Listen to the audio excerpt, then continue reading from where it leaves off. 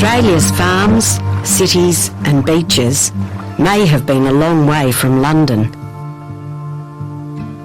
But the sons and daughters of Australia were still fiercely loyal to the British Empire. Australia was part of the Commonwealth of Nations that was linked in spirit to Great Britain. So when Britain went to war in Europe, Australia went to war too.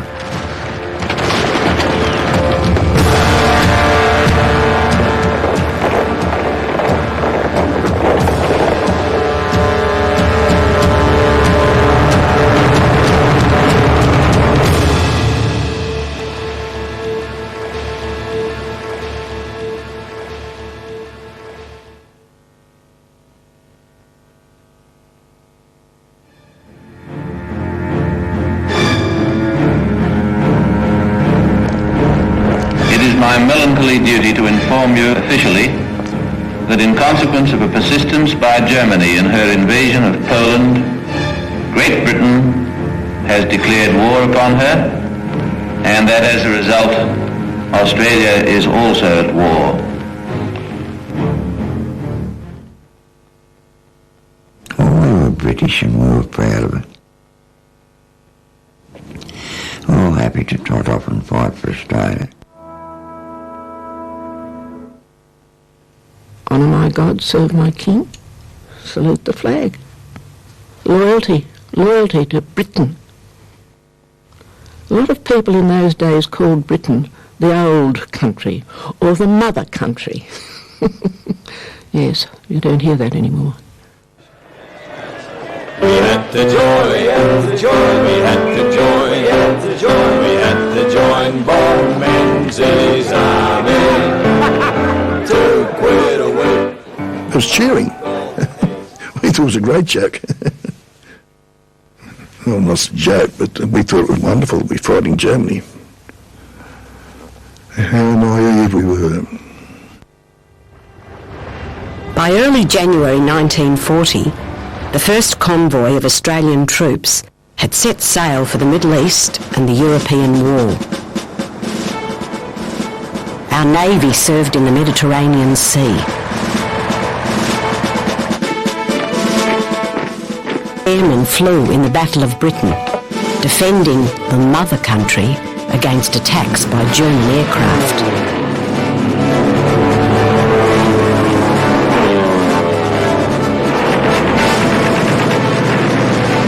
Our troops' first battle was in Bardia in North Africa against a large Italian army. The early battles in North Africa made some exotic locations, such as Tobruk and Benghazi, household names in Australia, as we listened for news on the radio about our boys. The thing was so far away, I don't think we took that much notice of it, really. I can't remember anyone out here being perturbed about it at that time. For many Australians, the war was a repeat of the First World War, a conflict in a distant land. We felt good about our contribution and acted out of duty rather than fear for Australia's security.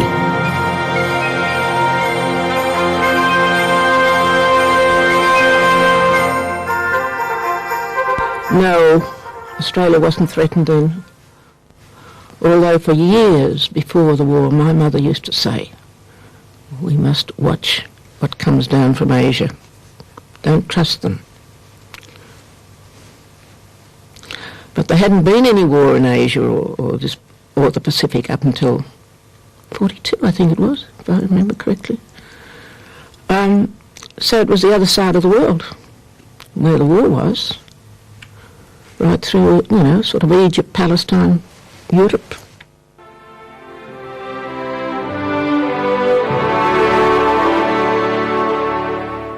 In 1941, when the crew of the HMAS Sydney marched through the streets after returning from the Mediterranean, there was jubilation and pride.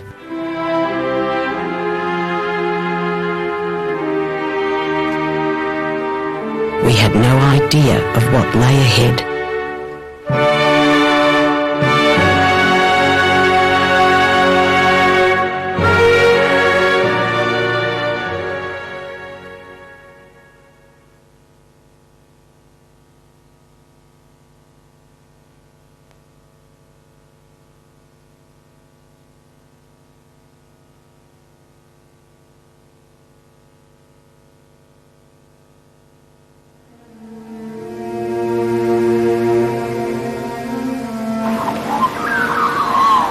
By the end of 1941, Australia had been fighting in the war for 2 years.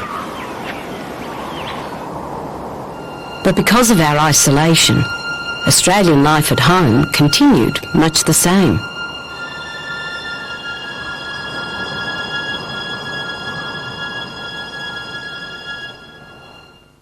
I don't think there was that feeling that Australia was threatened. All the trouble at the time seemed to be in Europe, and we just all thought I anticipated it all being over the other side, you know. Never ever thought of anything coming here. And today, 12,000 miles from London, 10,000 miles from Washington, and but 3,000 miles from Tokyo, many Australians fear that 1941 has been chosen by militarist Japan as its year of opportunity.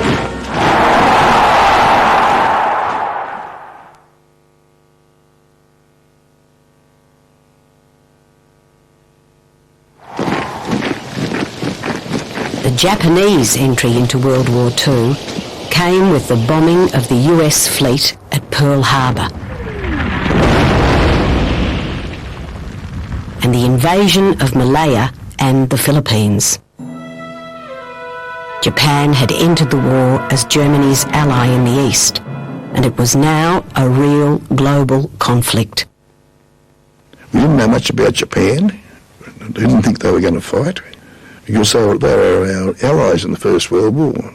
They supplied the ships, the warships, to take our convoys across to Europe. And they were our allies, so we didn't worry about them. It was only the Germans. We hated the Germans. It wasn't until middle of 41 before we had any inkling that the Japanese was going to attack. We trained for the desert to fight the Germans. And the next thing we finished up in Singapore, in the jungle.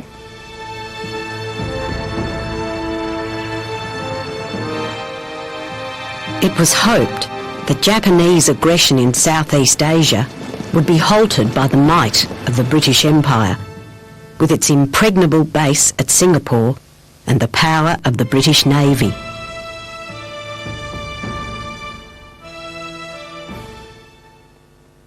Oh, it was a great adventure.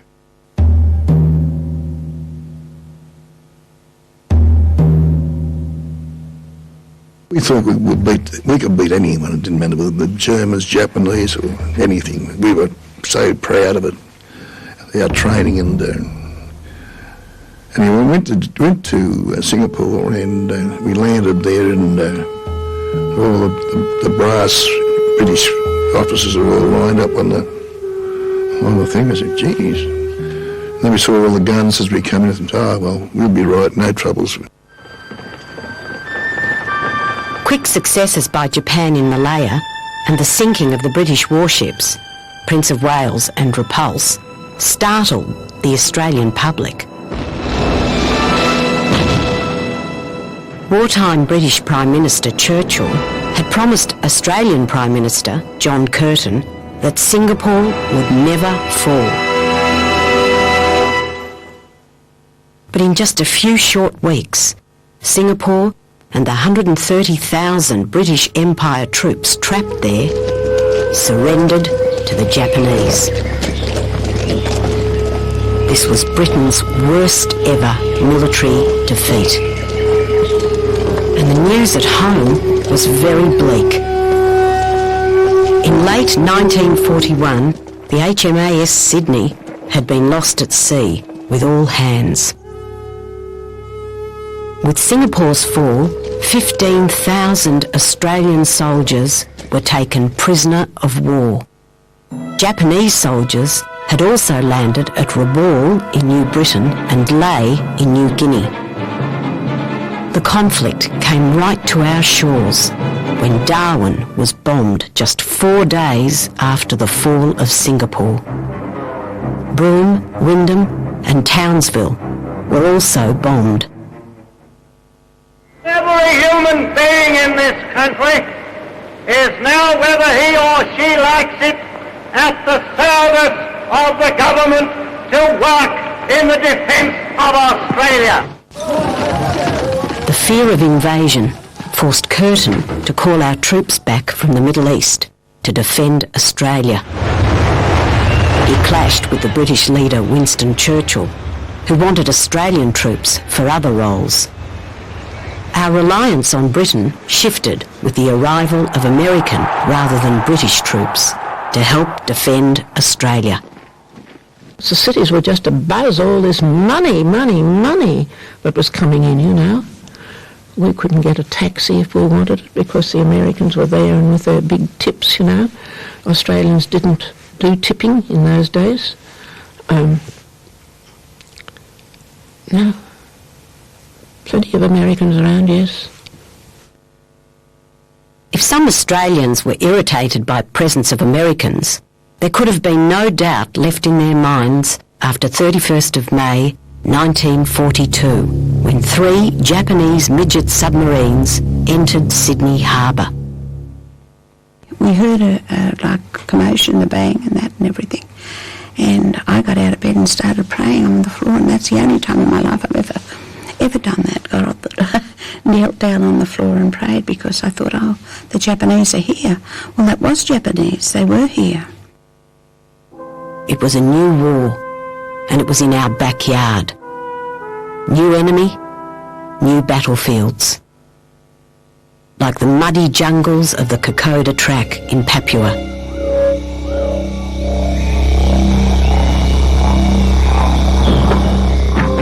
Australian soldiers were now sailing off into the unknown.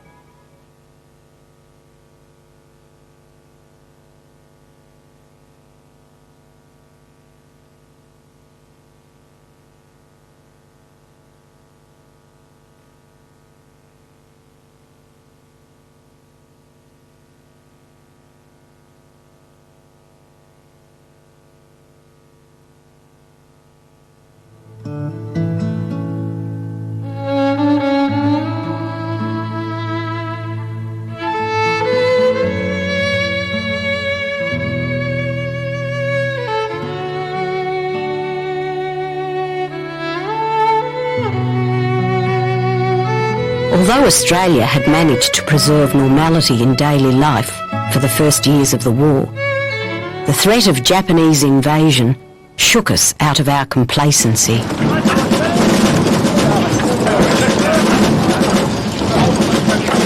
Our world was on a knife edge.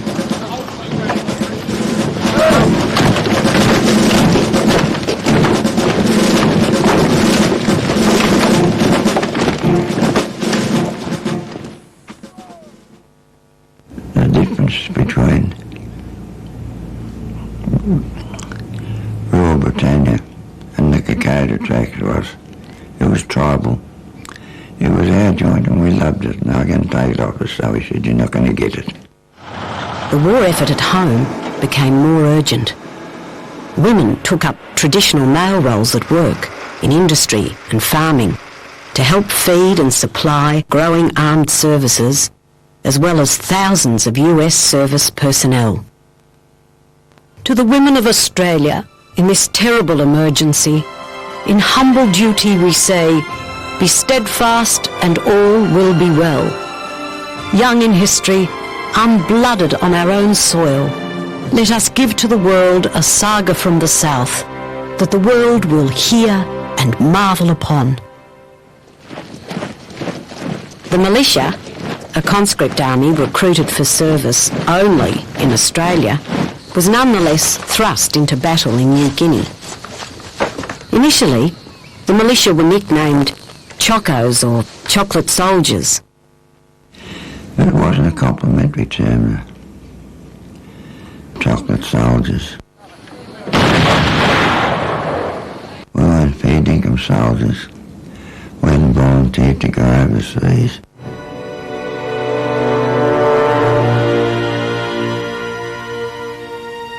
These poorly trained Chocos were thrown into some of the toughest battles of the war, especially on the Kokoda Track in the New Guinea highlands.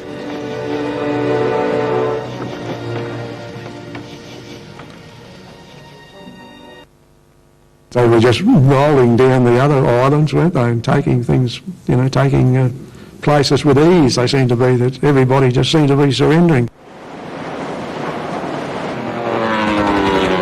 The Netherlands East Indies, Philippines, New Britain, Ambon and Timor had all fallen to the Japanese.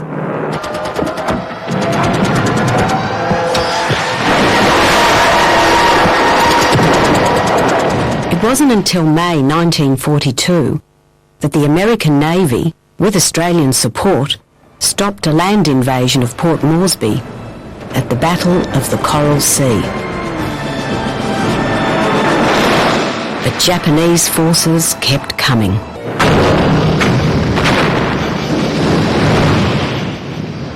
And the Kokoda Track would be our greatest challenge.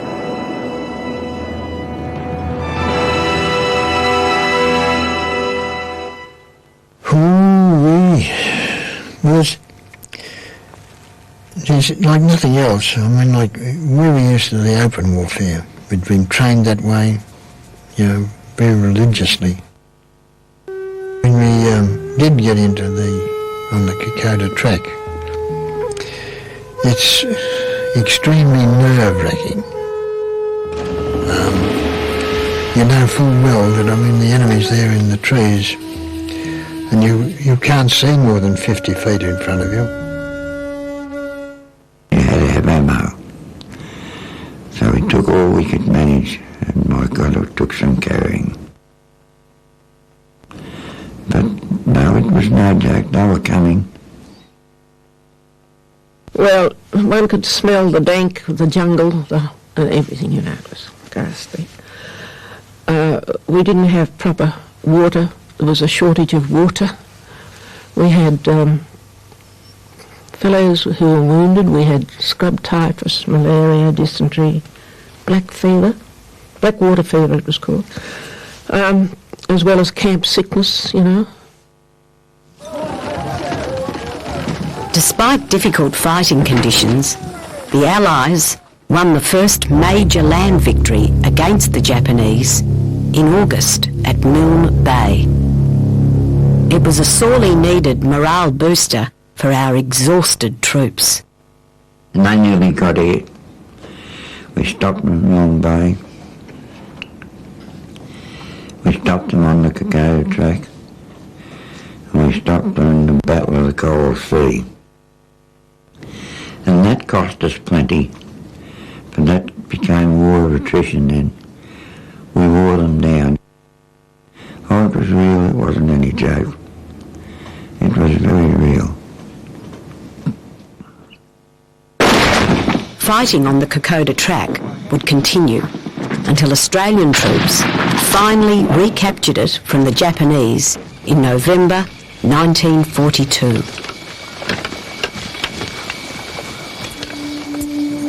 But Australian troops would be involved in nearly 3 more years of bloody battles in the Pacific.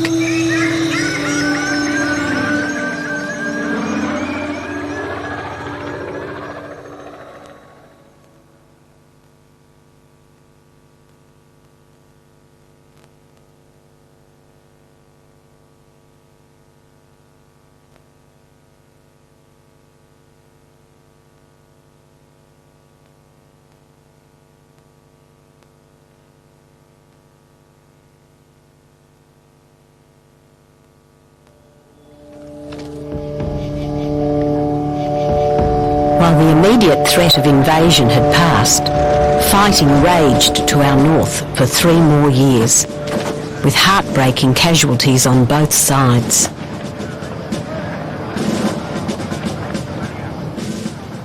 At Buna, Gona and Sanananda in Papua, the Japanese garrison fought to virtually the last man.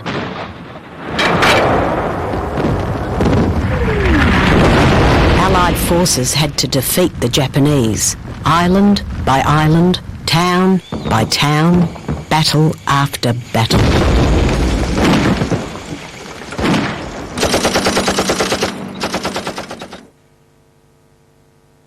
In our company we were down to a platoon, and we were all sick. We all had malaria, or we had scab typhus, we had this and dysentery. In other words, we were just a spent force, and all we could do was just hold on if the Japanese counterattacked. They just realised that they had a job to do, and they went in and done it, and whether they were left behind to do the mopping up or whatever, they done it gracefully, and I think they deserve the credit of that.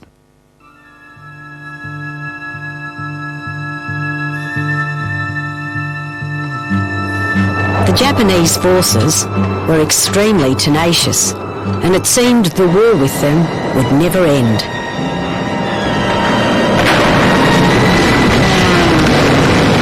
The kamikaze pilots, who crashed their planes in suicide missions, believed in death before defeat.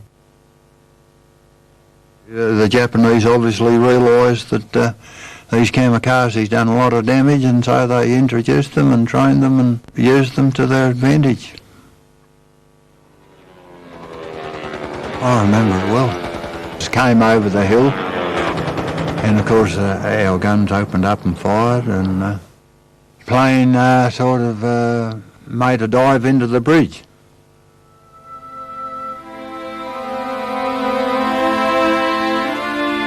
Australians fought on in New Guinea and then Borneo for 3 years.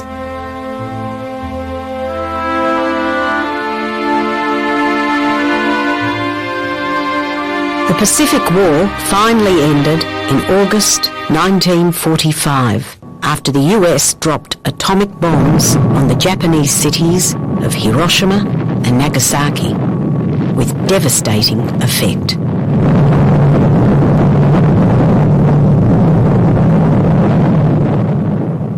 As the Japanese surrendered, the news filtered through to exhausted troops.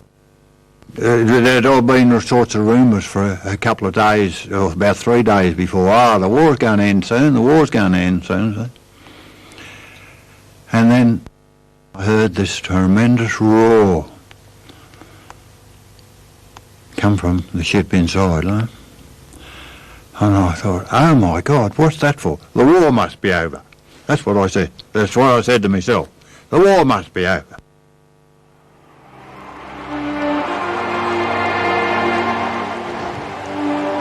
After 6 years of war, nearly 1 million Australians had served in the Defence Forces. About 40,000 were killed, and many more were wounded.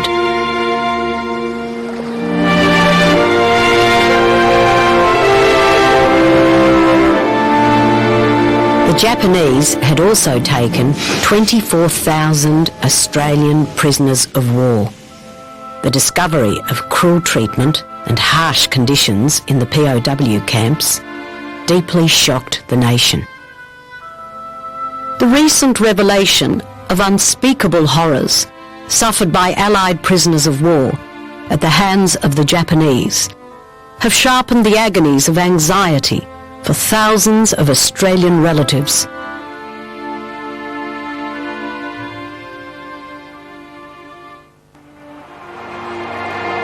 But we had defended Australia. We had saved our nation and secured our place in the world.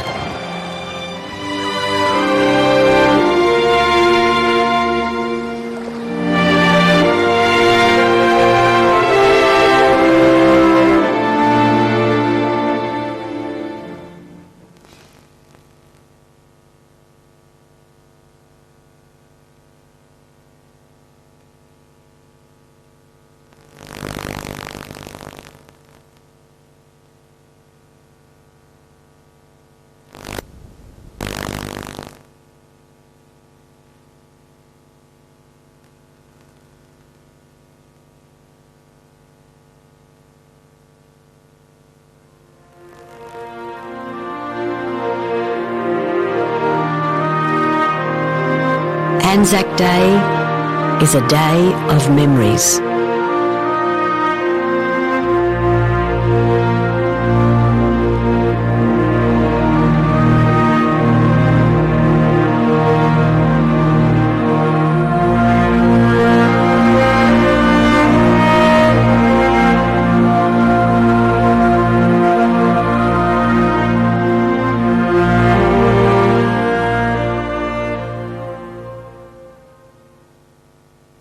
Many times when we have a reunion, when I meet mates from his platoon and others, that brings back memories. And at night time,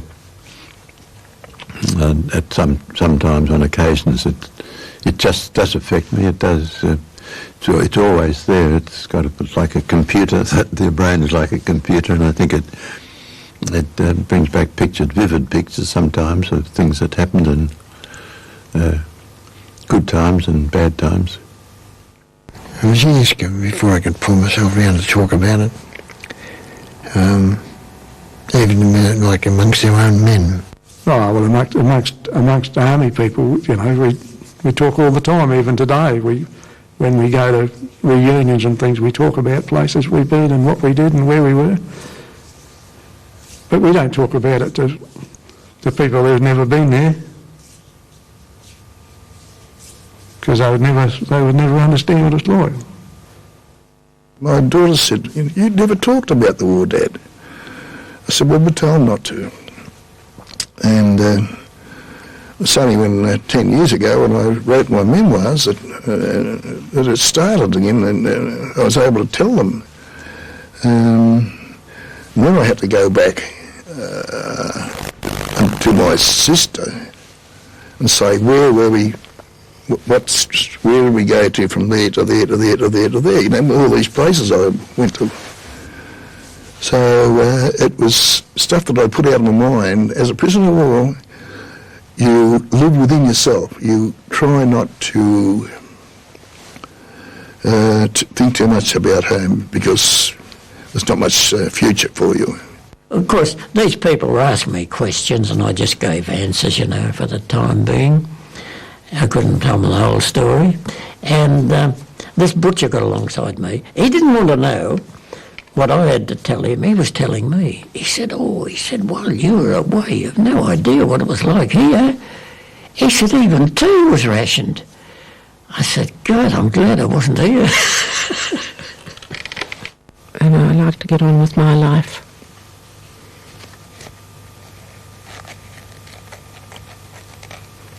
And forget about these things of the past that weren't pleasant.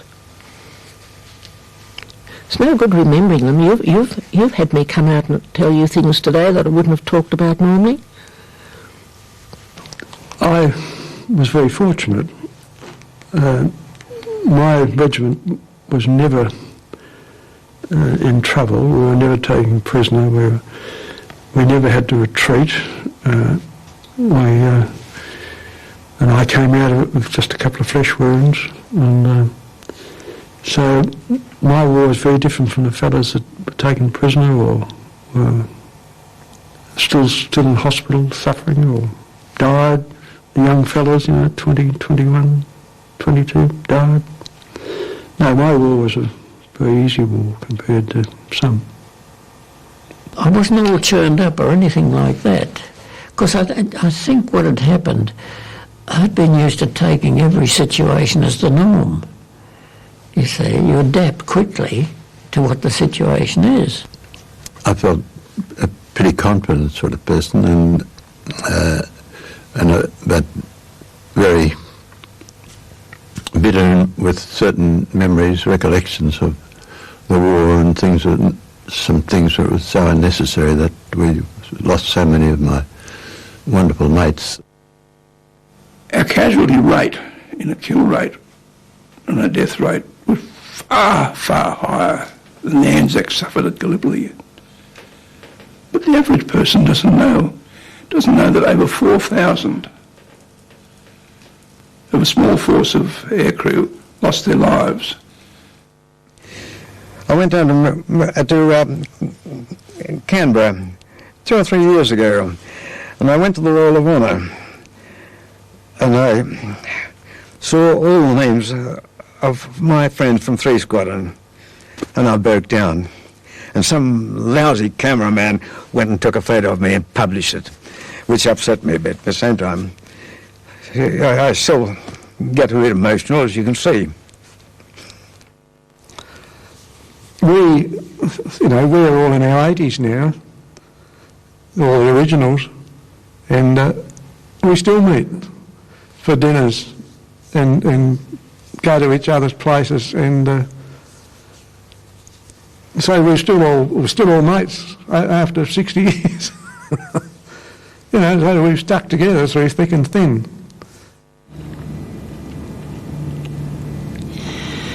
We were marching in on Anzac Day, and those that went away that didn't go back, they'll be marching too.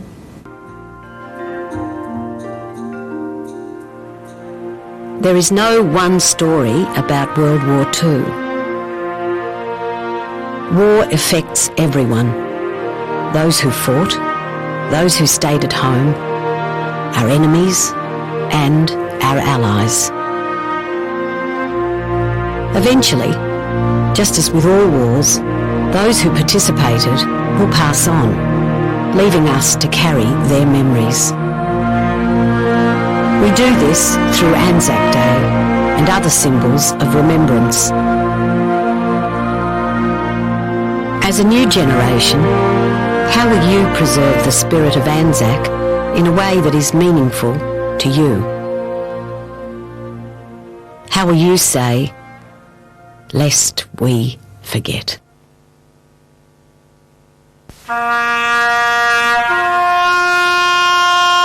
They shall grow not old, as we that are left grow old. Age shall not weary them, nor the years condemn. At the going down of the sun, and in the morning, we will remember them.